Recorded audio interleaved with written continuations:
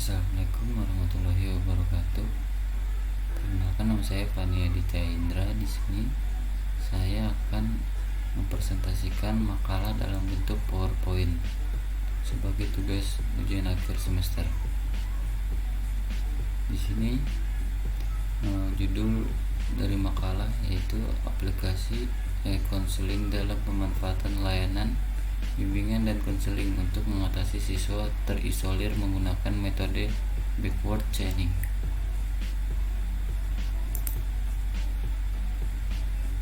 Bab 1, pendahuluan, latar belakang. Bimbingan dan konseling merupakan bagian dari pendidikan di sekolah.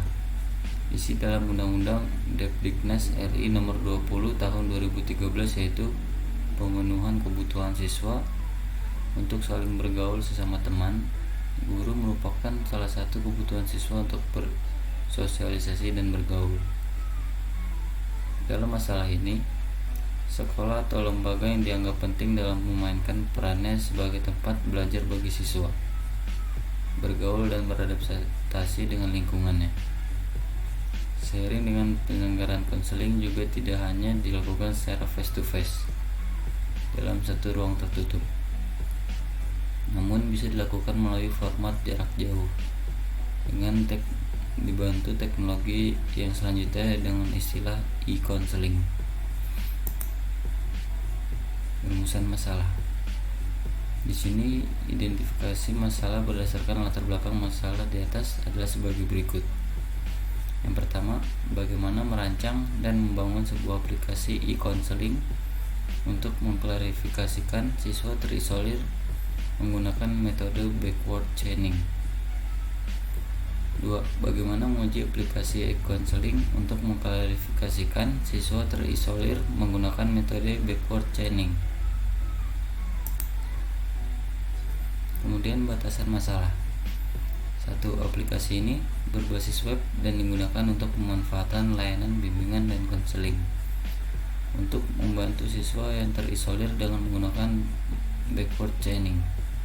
2.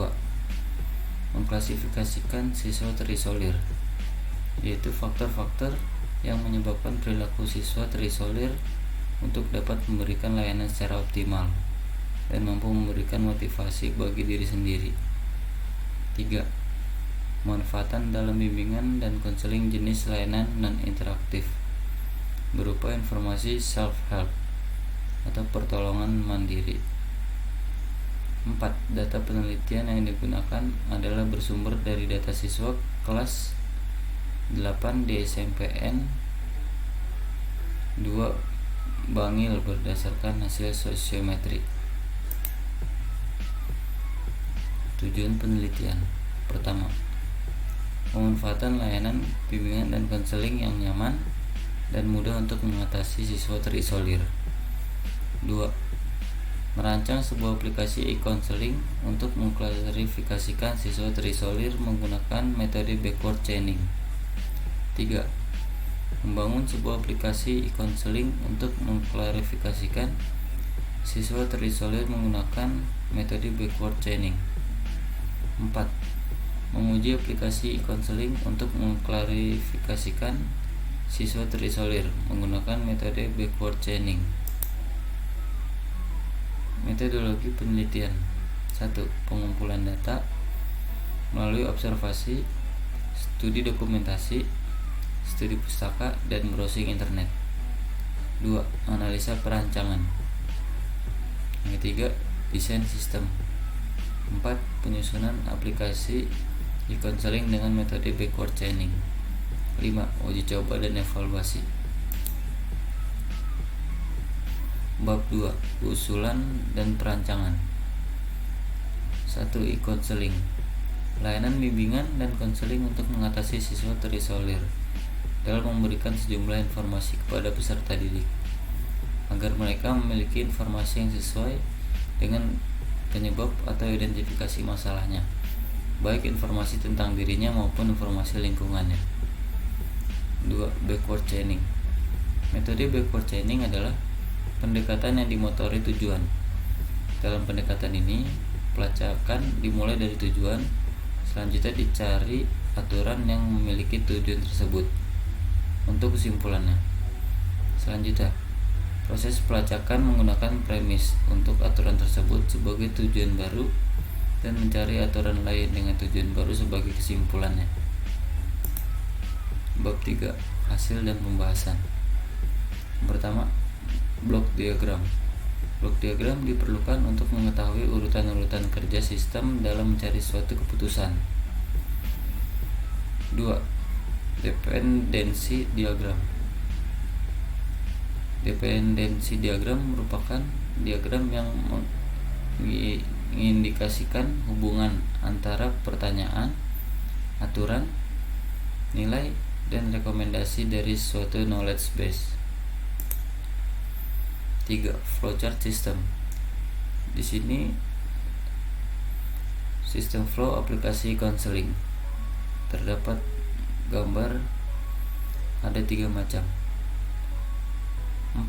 Halaman pada home ini merupakan tampilan awal atau indeks saat program dijalankan, di mana dalam home ini menampilkan halaman menu register dan menu login. Bab 4. Penutup. Kesimpulan. Kesimpulan yang pertama, berdasarkan hasil pengujian, aplikasi konseling ini membantu dan memberikan konseling yang nyaman dan mudah dengan menggunakan metode backward chaining. 2. Dengan menggunakan metode backward chaining dapat membantu siswa yang terisolir untuk mengenal dan menerima dirinya, mengenal dan menerima lingkungannya, serta secara positif dan dinamis, serta mengambil keputusan, mengarahkan dan mewujudkan diri secara efektif dan produktif sesuai dengan dirinya. 3. Dengan adanya aplikasi e-counseling ini dapat digunakan sebagai bentuk pemberian layanan konseling modern yang menerapkan teknologi informasi yang tidak terbatas waktu dan tempat. 4. Masalah-masalah keterisoliran siswa melalui layanan e-counseling menjadi masalah dalam belajar, bermain, dan bercerita.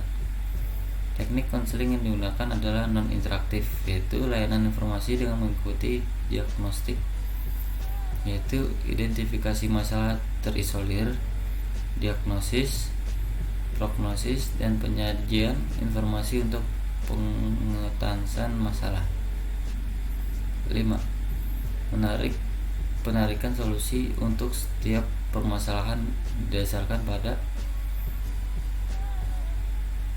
6. Yang disimpan dalam basis pengetahuan sesuai dengan metode backward chaining yang digunakan.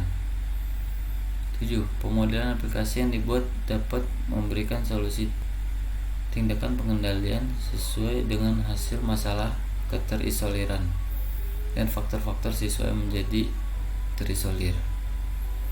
Sekian presentasi dari saya, kurang lebih mohon maaf. Assalamualaikum warahmatullahi wabarakatuh.